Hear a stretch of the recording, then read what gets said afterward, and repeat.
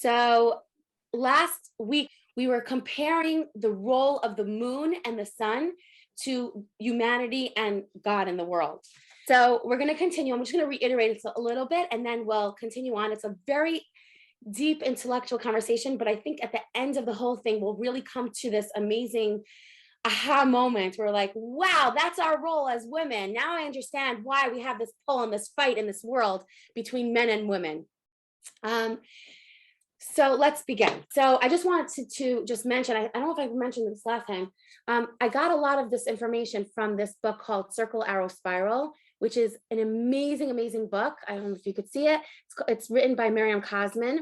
And she actually explores, it says over here, exploring gender and Judaism. And she writes so beautifully. So anything that I'm saying here now is definitely just like literally touching the surface of it. I would definitely recommend getting this book. It's an amazing, amazing book. And it's one of those types of books that you can learn and not actually, it's not one of those books where you're like, you're learning and you're like, oh my gosh, this is so deep and I can't understand. It's actually like so easy to read and so beautiful. And it would be a great book to even learn with somebody else. Okay. So just like the moon, we talked about last week, how the moon was originally supposed to be the same size as the sun, right? It was supposed to be the same size, but it wasn't supposed to have the same amounts of light. It was supposed to be the same size so that therefore, when the sun lets out light, the moon will reflect the light and in its entirety and be able to spread it out to the world. But the moon did not want to reflect the sun completely in its entirety, because otherwise it would be like very passive, and the moon didn't want to be passive. The moon wanted to be independent. So the moon asked God and had this sort of like back and forth, like, God, I don't want to be the same size as the sun. You can't have two kings as the rulers. You can't just make me the same. I don't want to be passive. I want to be independent. I want to decide if I want to let out the light of the sun or not, right? So the moon asked to be made differently, and maybe really, I think originally the moon wanted to be, the leader here, the king, but Hashem made the moon smaller, which meant that the moon can reflect the sun's light, but not in its entirety. And we talked about how just like the moon reflects the light of the sun, the human beings can reflect the God's presence into the world. And just like the moon didn't want to reflect the entirety of the sun's light, man also did not want to just reflect God's presence into the world. Man wanted independence. So today we're going to talk about a couple of metaphors for the moon and the sun's role. So the moon is a metaphor for free choice, right? The moon waxes and wanes, and it represents the concept of choosing or refusing connection.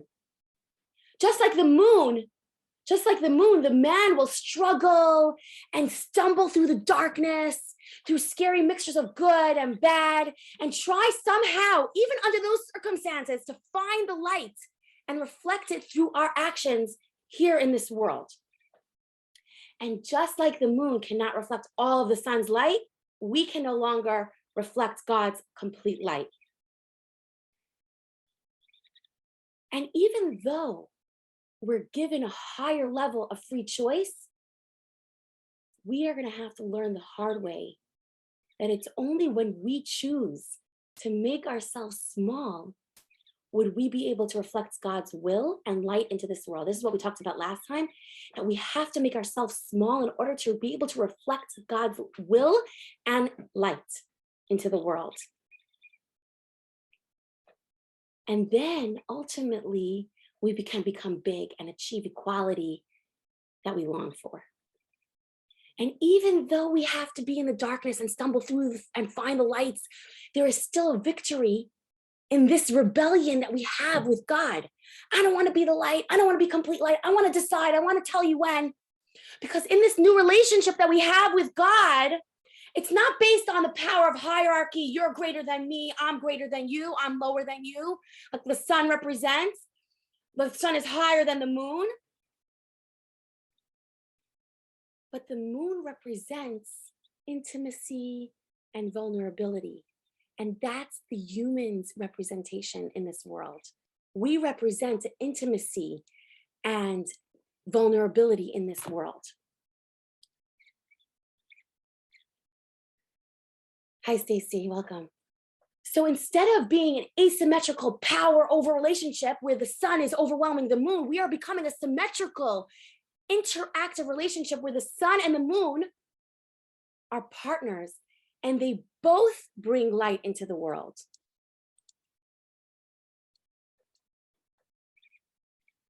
So now we're no longer a passive receiver of God's beauty and light. We have a new relationship, a new level of relationship where we decide how we want our relationship to be with God. We have to decide when we want to be in a relationship, what we want to have, what kind of relationship we want to have, when we want to do this, have this relationship. And we also decide whether we want to spend our lives pretending, this is a very, very strong, powerful word, powerful line. We have to decide whether we want to spend our lives pretending that we are independent. We have to decide, do we want to be independent? Or do we recognize that we are never really independent? God is in control here. God is in a relationship with us, right? And just like the moon realizes that if she really wants to be a reciprocal relationship, she would have to allow the sun to play a major role also in this relationship. So speaking of metaphors, we discussed in the beginning that we're going to be discussing lots of different metaphors. So Yishmael is actually the voice throughout history that pulls us in the direction of the moon, which is why the moon is their symbol, right? If you look outside of the mosque on right here on Air Israel, you'll see that there's a moon, right? And any mosque, any kind of Muslim, Islamic sign has a little bit of a half moon, right? Because moon is their symbol. Yishmael, why is the moon their symbol? Because we learned what the moon really represents, right? The moon represents this idea of vulnerability and intimacy, right? Which we're going to delve into a little bit more in detail. But that's why the moon is their symbol. Yishmael is called wild man. In Hebrew, it's called Pera Adam, a free spirit. Ishmael is a free spirit. Yishmael has no laws and you cannot contain him. He's in everything. He does whatever he wants, whenever he wants, right? He can touch anything. He can have anybody touch him, anything. There's no rules. There's no boundaries with Ishmael. And that's why Ishmael's mother, Hagar, escaped from Sarah, our mother. She escaped from Sarah because she was unwilling to remain subservient, just like the moon. She didn't want to be less than. She didn't want to be passive. She wanted to be independent. And that's why in Islam, their calendar goes according to the lunar calendar, according to the moon, which is why their calendar is never the same every single year. It's every year their holidays are changing. There are different seasons in every year. They're, one year they're fasting during the high holidays, one year they're fasting in the summer, and there's no set time for their holidays. And Christianity, in its original form, is represented by the sun, this unchanging, steady force. And you'll notice this in the religions, if you delve into some of the religions, which we're not going to now, but if you delve into some of the religions, you'll see how there's more fluidity in Islam and there's much more rigidity in Christianity. No abortion, no divorce, right? Which we're going to talk about in a minute. So Christianity is represented by the sun, which is unchanging and it's steady. That's why divorce is forbidden, right? Which is why, like when someone is in the Christian religion, if someone wants to get divorced, it's like, sorry, there's no such thing as divorce in Christianity. In Christianity, you're married, it is what it is. That's it, there's no change. In Islam, if you compare the two, if a man wants to get divorced from his wife, all he has to do is say, I divorce you, and the marriage is dissolved. It's that simple. So Ishmael represents the pull toward fluidity and dynamism, and Christianity represents the pull of the sun. Who is Christianity? Christianity is Esau. Esav is represented by the sun. The solar year, which is really cool. I should really write this down. I don't know if I have a paper here. I don't really have a paper. But the solar year is called Shana, which is in Hebrew. I don't know if all of you know Hebrew, but Shana is spelled out with a shin, a nun, and a hey, which means to repeat. The moon waxes and wanes. The sun is steady. It's predictable. The sun rises and sets. The sun rises in the morning, sets in the afternoon. Esav is also, this represents the sun, which is steady, and this is the way I am, and that is the way I am. Esav actually wanted to sell his birthright because he says, I'm going to die anyway. I'm a bad person anyway. Actually, Rabbi Samson Raphael Hirsch says that this idea that Esav was all about, this is who I am. I'm not changing. I'm not growing. I'm not doing anything different. This is who I am. I'm a bad person. I'm going to die. So whatever, the heck with it. You want my birthright? No problem. Take my birthright. There's no growth. There's no movement. There's no change with Esav. And these two extremes, the sun and the moon, is not good for the world. We can't have just the moon or just the sun. We need both, right?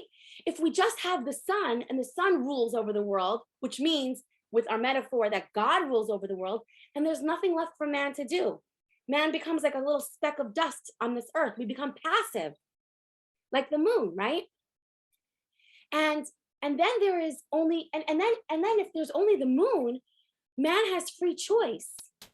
And God is only just a figurehead. Man can do whatever he wants. And God is just up there as just a figurehead.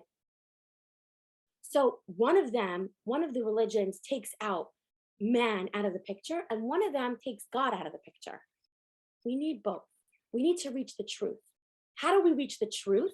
We need a dynamic human element and also the absolute divine element. We need the human side and the God side. We need both. We need to have a reciprocal relationship. We need to have a relationship where one is giving to the other, one is taking from the other, one is shedding the light of the other, right? We're giving for each other. And that's the relationship that we have with God, which is why when we mentioned last week, I love this so much as I'm smiling, I'm so excited about this, which is why the first mitzvah of the Jewish people, everybody always says, oh, it was Brit Milah, oh, it was Shabbat, oh, it was, knowing God. No, that's not the first mitzvah of the Jewish people. The Jewish people as a nation have their first mitzvah. And what is it? To create a Jewish calendar, to create the calendar, to determine when the new moon is going to be the new moon. And that's why in Hebrew, we call it Chadshei Hashanah, the months of the year, because we need the months and we need the year. We need the moon and we need the sun. We need a combination of both. You can't have the months without the year. You can't have the year without the months. And in this relationship that we have with God, we determine when the holidays fall out in the calendar. This is the coolest part of this mitzvah that we have, that God determines when the holidays are going to be in the calendar. God says in the Torah, Passover is going to be this time. Sukkot is going to be this time. Rosh Hashanah, Yom Kippur is going to be this time of the year. This is the date. You decide what point on the calendar it's going to be. You decide when the beginning of the month is and the end of the month is. You decide. The Jewish people have to decide. And I don't know if you know this, and this is just a little side. It's actually very cool. In the time of old, when we didn't have calendars that come to our door and say, hey, come to our shul, this is our calendar for the year. Before all that, the Jewish people had to actually go out and see, where is the moon? Do we see the moon? Okay, if we see the moon, that means it's a new month, right? And what do? They had to have witnesses. They would have to go on top of a high mountain, make sure that they actually witness the moon. And they would have to say, oh, we see the moon. And there would have to be two witnesses also to see the moon. And then they would spread it out. They would say, hello, announcement, there's the new moon, a new moon. There's a new calendar. We're having a new month, right? Which is why, by the way, we have outside of Israel, we have a custom to have 2 days of a holiday, not just one day, right? And the reason why is because we, by the time the Jewish people can get the word out. It wasn't like we had like, hey, WhatsApp, like sending a WhatsApp and forwarding it. It was kind of like, hey, like, let's spread the word. It's the new month of the year. It's Rosh Chodesh. It's the beginning of the year, of the month. And by the time the horses and the travelers would get to outside of Israel and let people know, it might have taken a day or two. So that's why we always keep 2 days, because we're not sure which day exactly was the first day of the month or not. Now we know for sure, but we still have that, we still keep that custom. Even though, I was just thinking, as I was saying, I was just thinking how, how sometimes you got WhatsApp and they're like, please pray for this, or did you hear what's happening in Israel? And it's like a year old. Like the WhatsApps are still going and it's taking a year just to get through, even though we're so quick and everything's so quick and instant. Sometimes it's not so quick, and sometimes it's like, hey, wait a minute, didn't we see this last year? This is not a new thing. This isn't just happening now. So we really need this relationship where there's like a sort of a yin and yang. We have like, God determines when the holiday is. There's like sort of like this sun, that this is how it is. This is no moving from it. There's no changing it. But at the same time, we decide, the Jewish people decide where those dates are in the calendar. And the glow of the holiness and of the holidays that the holidays bring, the holiness and the light that the holidays bring to the world would be dependent on the Jewish people. We have to have the willingness to receive the holiness. We decide, do we want God's light or do we not want God's light? And even if, and this is the coolest part of this whole idea of the Jewish court creating the Jewish calendar, that if the Jewish court decides that this is the new month and they were wrong, God says it doesn't matter, even if you were wrong, and even if you didn't see it properly and maybe the clouds were blocking the moon, God still accepts the Jewish court's decision. The Jewish people decide how the calendar is. And that's how it is with the written law also. The written law, which is the Torah itself, is like the sun. It's constant, it's never changing. The oral law is the dynamic human element, which lets out the lights into the world. The written law is static. Each and every single letter was carved into eternity and will never, ever be changed. The oral law, on the other hand, is constantly developing. It's living, it's breathing, it's like an entity into itself. It's a dynamic of the human being in partnership with God. That's why we're able to take out and pull apart things that are written for real in the Torah. It's actual written words in the Torah, but there's so many commentaries and there's so many ideas of how we can interpret it. So we have to understand that God's light comes into the world through the Jewish people. And originally the moon was supposed to be the same size as the sun, like we said before. And even though the moon would have been passive, the moon would have been able to bestow all of the sun's light all the time. Which would what? Take away the darkness completely from the world. Could you imagine not having any night, any darkness in this world? But the moon is diminished. It's made smaller than the sun. And through that, even though it seems like it's not as good, the bright side is that the moon got its independence.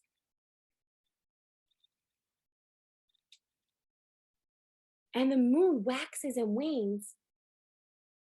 And that waxing and waning, that decisiveness, that deciding whether the choosing whether you want to bring in all of the sun's lights or less of the sun's light, the waxing and the waning, that's the act, that is what makes the moon the active participant in the relationship. And just like the moon and the sun's relationship of being participant, the giving of the light, the sun can't give any light if the moon doesn't take any light, right? Or doesn't shine any light. So too, God's light, we continue to shine his presence into the world, but humanity would no longer have the capacity to reflect all of God's light, only some of God's light. The sun, I know this is very, very deep, but we're going to get into this idea of like what it means for men and women. The sun represents the moach, and we're getting closer to it. The sun represents the moach. What's the moach? Moach is the head, the objective, rational mind. And the moon represents the lev, the heart, the subjective, emotional heart, the vulnerability. Originally, the moon and the sun were supposed to be the same level, the heart and the intellect. It was supposed to be on the same level. When you have some intellect, it was given with some heart, some emotion, right? We were supposed to have the intellect with the emotion, and they would reflect each other. But now we don't have that anymore. We were supposed to have, like, knowing God would be a work in tandem of the heart and the mind. It would be like this feeling and also the intellect, right? What we say, we have to have it with everything, with all of our heart and soul and our intellect, right? But the thing is that the world views the heart as unreliable.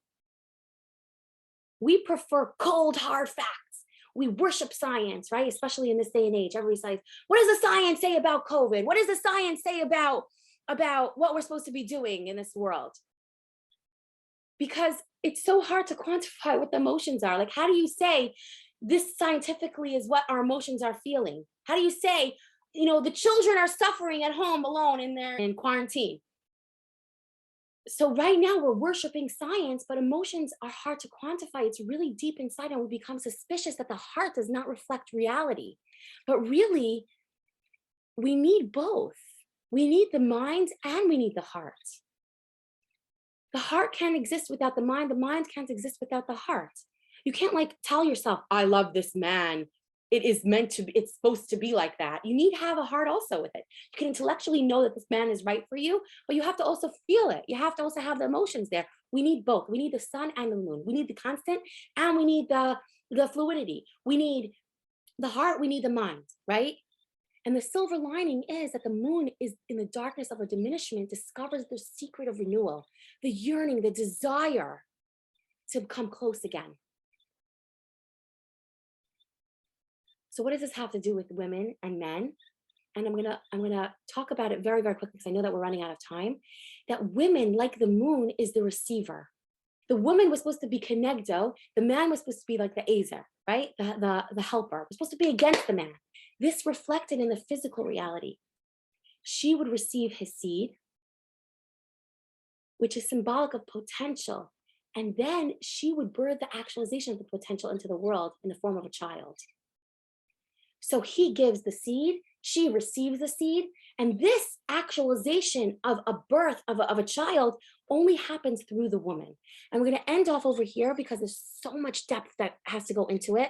We're going to talk about this role that the women play in this world in receiving the seed of the man and actualizing human life and bringing potential into this world, right? Which is why we talk about challah and how it's potential, and we represent potential and bringing potential into this world. The man represents giving the potential, having the potential, and we take the potential and actualize it. We're going to talk about it more and delve into it a little bit more. I know this was a little bit deep and a little bit, hard to grasp a little bit, but it's so profound. And once we get to the bottom of it, we're going to be like, wow, we got this. Women are unbelievable. Man is unbelievable. I can't wait to have a symbiotic relationship the way we're meant to be.